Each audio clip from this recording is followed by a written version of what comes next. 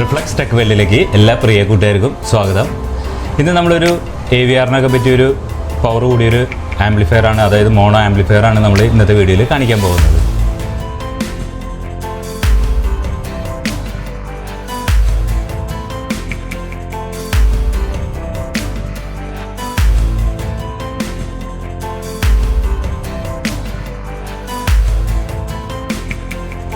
ഇതിൽ നമ്മൾ ഉപയോഗിച്ചിരിക്കുന്ന ആംപ്ലിഫയറിൻ്റെ റിവ്യൂ ഞാൻ മുന്നേ ചെയ്തതാണ്. അതായത് ആംപ്ലിഫയർ റിവ്യൂ ആയിട്ടല്ല, ആംപ്ലിഫയറിൻ്റെ നമ്മൾ ഉപയോഗിച്ചാണ് അതിനകത്ത് ആംപ്ലിഫയറിൻ്റെ ബോർഡിൻ്റെ റിവ്യൂ മുൻപ് ഒരു വീഡിയോയിൽ കാണിച്ചിട്ടുണ്ട്. അതിൻ്റെ ലിങ്ക് ഞാൻ ഐ ബട്ടണിൽ കൊടുത്തേക്കാം. ഇതിൽ നമ്മൾ ഇത്തിരി ഹെവി ആയിട്ടാണ് ചെയ്തിരുന്നത്. കാരണം നമുക്കിപ്പോൾ 5.1, 5.2 അല്ലെങ്കിൽ 7.1, 7.2 ഇങ്ങനെയുള്ള ആംപ്ലിഫയറുകളിലൊക്കെ നമുക്ക് പവയുടെ സബ്വൂഫറായിട്ടാണ് നമ്മൾ സാധാരണ മേടിക്കാറ്. അതായത് 5.1 അല്ലെങ്കിൽ 7.2 അകത്ത് സബ്വൂഫറിനുള്ള സ്പീക്കർ ഔട്ട് ഉണ്ടാവില്ല. അതായത് പ്രീ ഔട്ടാണ് മിക്കവാറും വരാറ്. അതുള്ളതുകൊണ്ട് യമഹ അങ്ങനെയുള്ള പോലെയൊക്കെ 6 ചാനൽ സ്പീക്കർ ഔട്ട് ആയിട്ടുള്ളതുകൊണ്ട് ഇതിൽ മിക്കവാറും 90% ഇല്ലാതെയാണ് വരുന്നത്. അപ്പോൾ നമുക്ക് നമ്മുടെ ഇഷ്ടത്തിനനുസരിച്ച് സബ്വൂഫറുകൾ, അതുപോലെ തന്നെ 12 ഇഞ്ച്, 10 ഇഞ്ച്, 8 ഇഞ്ച് ഇങ്ങനെയുള്ള നമുക്ക് ഇഷ്ടത്തിനനുസരിച്ചുള്ള വാട്ട്സ് ഉപയോഗിക്കാം. സബ്വൂഫറിൻ്റെ വലിപ്പം അതിനനുസരിച്ച് നോക്കാം. അങ്ങനെ അതിന് വേണ്ടിയിട്ടാണ് അവർ അതിൻ്റെ അകത്ത് ആംപ്ലിഫയർ കൊടുക്കാത്തത്. അപ്പോൾ അങ്ങനെയൊക്കെ നമ്മളൊരു സബ്വൂഫർ പവേഡ് മേടിക്കണമെന്നുണ്ടെങ്കിൽ ഇൻബിൽറ്റ് ആംബോർഡ് കൂടിയൊരു സബ്വൂഫർ മേടിക്കണമെന്നുണ്ടെങ്കിൽ ഏകദേശം ഒരു 20,000 രൂപ മുതൽ മേലേക്കാണ് തുടങ്ങുന്നത്.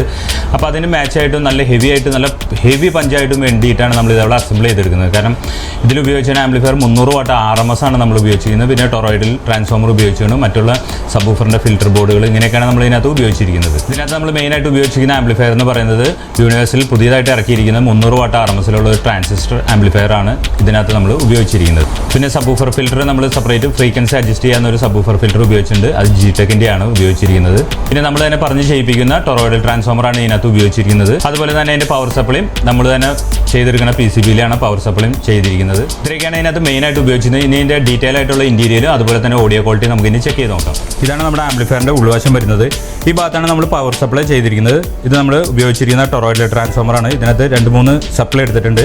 അതായത് നമുക്ക് സ്പീക്കർ പ്രൊട്ടക്ഷന് വേണ്ടിയിട്ട് ഒരു 12 വോൾട്ട് എടുത്തിട്ടുണ്ട്. സബിൻ്റെ പ്രീ വർക്ക് ചെയ്യാനായിട്ട് ഒരു 12 എടുത്തിട്ടുണ്ട്. അതുകൂടാതെ മെയിൻ നമ്മൾ ഉപയോഗിച്ചിട്ടുണ്ട് ആംപ്ലിഫയർ സെക്ഷന് വേണ്ടിയാണ്. അത് AC വോൾട്ട് എടുത്തിട്ടുണ്ട്. 35 നമ്മൾ എടുത്തിരിക്കുന്നത്. ഇതിൽ കൊടുത്തിരിക്കുന്നത് 10,000-ൻ്റെ 2 കപ്പാസിറ്ററാണ്. 80 വോൾട്ട് കപ്പാസിറ്റർ കൊടുത്തിരിക്കുന്നു. പിന്നെ ഡ്യുവൽ സപ്ലൈക്കുള്ളത്, പിന്നെ അതിൻ്റെ ഡയോഡ്, പിന്നെ മെറ്റൽ ഡയോഡ്. ഇത്രയൊക്കെയാണ് നമ്മുടെ PCBയിൽ ചെയ്തെടുത്തിരിക്കുന്ന പവർ സപ്ലൈ ബോർഡ്. പിന്നെ ഒരു ഫാൻ അഡീഷൻ നമ്മൾ കൂളിംഗ് ഫാനായിട്ട് വെച്ചിട്ടുണ്ട്. ഒരു എക്സോസ്റ്റ് ഫാനായിട്ടും വെച്ചിട്ടുണ്ട്. ഇതാണ് നമ്മുടെ സ്പീക്കർ പ്രൊട്ടക്ഷൻ. ഇത് യൂണിവേഴ്സലിൻ്റെ ആണ് നമ്മൾ ഉപയോഗിച്ചിരിക്കുന്നത്. സിംഗിൾ ഒരു സബ്വൂഫറിന് വേണ്ടി മാത്രമുള്ളതുകൊണ്ടാണ് നമ്മൾ സിംഗിൾ ഉപയോഗിച്ചിരിക്കുന്നത്. പിന്നെ ഈ ഭാഗത്താണ് നമ്മൾ പവർ ആംപ്ലിഫയർ കൊടുത്തിരിക്കുന്നത്, സബ്വൂഫറിൻ്റെ ആംപ്ലിഫയർ. നേരത്തെ കാണിച്ച പോലെ തന്നെ നമുക്ക് 300 വാട്ട് RMS ആണ് ഇതിൽ നിന്ന് ലഭിക്കുന്നത്. ഇതിൻ്റെ ഡ്രൈവർ സ്റ്റേജ്, ഇത് ഇൻപുട്ട്, അതായത് സബ്വൂഫറിലേക്കുള്ള ഇൻപുട്ടാണിത്. സ്പീക്കർ ഔട്ടുകൾ, ഇതാണ് പവർ സപ്ലൈ ഇന്ന് കൊടുത്തിരിക്കുന്നത്. പിന്നെ ഇതിൻ്റെ താഴെയായിട്ടാണ് ഇൻപുട്ട്, അതായത് നമ്മൾ പുറത്തുനിന്ന് AVR എന്നുള്ള ഇന്ന് കൊടുത്തതിന് ശേഷമാണ് വന്നിരിക്കുന്നത്. ഈ ഭാഗത്തായിട്ട് നമ്മൾ ഇവിടെയായിട്ടൊരു സബിൻ്റെ പ്രീ ഉപയോഗിച്ചിട്ടുണ്ട്. അത് വോളിയം കൺട്രോളിൻ്റെ കൂടെ തന്നെയാണ് അതിനകത്ത് അറ്റാച്ച് ചെയ്തിരിക്കുന്നത്. അതാണ് കാണാൻ സാധിക്കാത്തത്. ഇത്രയൊക്കെയാണ് ആംപ്ലിഫയറിൻ്റെ ഉൾവശം വരുന്നത്. പിന്നെ സ്പീക്കർ ഔട്ട് വന്നിരിക്കുന്നത് ബനാന സോക്കറ്റിലാണ് നമ്മൾ കൊടുത്തിരിക്കുന്നത് ഈ ഭാഗത്ത്. പിന്നെ ഫ്യൂസ്, AC കോഡ് നമ്മൾ ഈ ആംപിൽ നിന്ന് കൊടുത്തിരിക്കുന്നത് സബ്വൂഫറിലേക്ക് കൊടുത്തിട്ടുണ്ട്. അതുപോലെ തന്നെ ഈ ബോക്സിലേക്കാണ് നമ്മൾ വേറെ കൊടുത്തിരിക്കുന്നത് നമുക്ക് പാട്ട് കേൾക്കാൻ വേണ്ടിയിട്ട്. നമുക്ക് ആദ്യം ഈ ബോക്സിൽ നിന്ന് പാട്ട് വെച്ച് നോക്കാം. അതിന് ശേഷം സബ്വൂഫറിൻ്റെ വോളിയം കൂട്ടാം.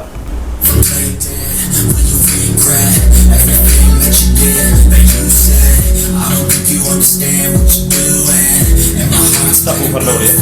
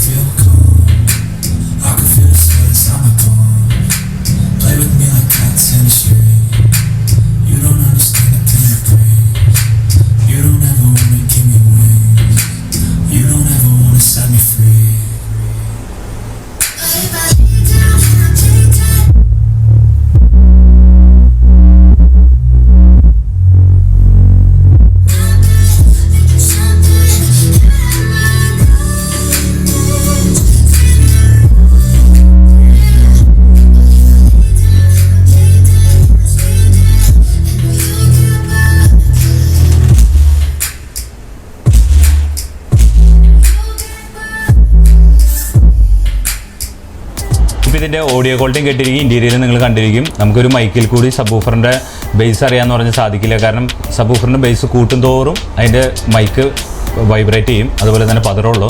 നമുക്ക് സ്റ്റീരിയോ ബോക്സിൻ്റെ എന്നൊക്കെ പറഞ്ഞൊരു മീഡിയത്തിൽ അതിൻ്റെ ക്ലാരിറ്റി, ട്രിബിൾ, അതുപോലെ തന്നെ മിഡ്, ഹൈ, ലോ, മിഡ് ഇതെല്ലാം കേൾക്കാൻ നല്ല രസമായിരിക്കും. സബ് ഫ്രീക്വൻസി അറിയാൻ കുറച്ച് ബുദ്ധിമുട്ടാണ്, നേരിട്ട് കേൾക്കുമ്പോഴാണ് അറിയുള്ളൂ. നല്ല ഹെവി പഞ്ചാണ് ഈ ആംപ്ലിഫയറിൽ നിന്ന് കിട്ടുന്നത്. നമുക്ക് പറഞ്ഞാൽ വിശ്വസിക്കാത്ത രീതിയിലുള്ള ഒരു പഞ്ചാണ് ഇതിൽ നിന്ന് നമുക്ക് ലഭിക്കുന്നത്. ഇപ്പോൾ നമ്മൾ 12 ഇഞ്ച് JBL 1300, 1400, 1500 ഇതിനൊക്കെ പറ്റിയ കറക്റ്റായിട്ടുള്ള ഒരു ആംപ്ലിഫയറാണ് നമുക്കിത് സബ്വൂഫറിന് വേണ്ടിയുള്ളത്. ഇപ്പോൾ ഈ ബോക്സ് ഇതിൻ്റെ കൂടെയുള്ളതല്ല, നമ്മൾ ഇതിൻ്റെ ആംപ്ലിഫയർ മാത്രമാണ് റിവ്യൂ ചെയ്ത് ഇത് ഇതിനകത്ത് പ്ലേ ചെയ്യാൻ വേണ്ടി മാത്രമാണ് ഇത് ഉപയോഗിച്ചത്. പിന്നെ ഈ ആംപ്ലിഫയറിൻ്റെ ഡീറ്റെയിൽ, അതായത് എന്തൊക്കെ ബോർഡുകൾ, എന്തൊക്കെ ട്രാൻസിസ്റ്റർ, എന്തൊക്കെ ഉപയോഗിച്ചിട്ടുണ്ടെന്നുള്ളത്, എത്ര വോൾട്ട്, ഇതിൻ്റെ വില വിവരങ്ങളെല്ലാം ഞാൻ താഴെ കൊടുത്തേക്കാം. അത് പോയിട്ട് നിങ്ങൾ ചെക്ക് ചെയ്ത് നോക്കാം. ഇത്രയൊക്കെയാണ് ഇന്നത്തെ വീഡിയോസുകൾ. ഇന്നത്തെ വീഡിയോ നിങ്ങൾക്ക് എല്ലാവർക്കും ഇഷ്ടമാവുക, അതുപോലെ തന്നെ ഉപകാരപ്പെടുകയാണെങ്കിൽ ലൈക്ക് ചെയ്യാനും ഷെയർ ചെയ്യാനും കമൻറ്റ് ചെയ്യാനും മറക്കരുത്. കൂടാതെ സബ്സ്ക്രൈബ് കൂടി ചെയ്യാൻ ഓർക്കുക. സബ്സ്ക്രൈബ് ബട്ടൻ്റെ തൊട്ടടുത്ത് തന്നെ ഒരു ബെല്ലൈക്കൻ കാണാം. ആ ബെല്ലൈക്കൻ അമർത്തിയാലാണ് നമ്മുടെ ചാനലിൽ വരുന്ന എല്ലാ വീഡിയോസും നിങ്ങൾക്ക് പെട്ടെന്ന് നോട്ടിഫിക്കേഷനായിട്ട് ലഭിക്കുകയുള്ളൂ. ഇനി നമുക്ക് അടുത്ത വീഡിയോയിൽ കാണാം.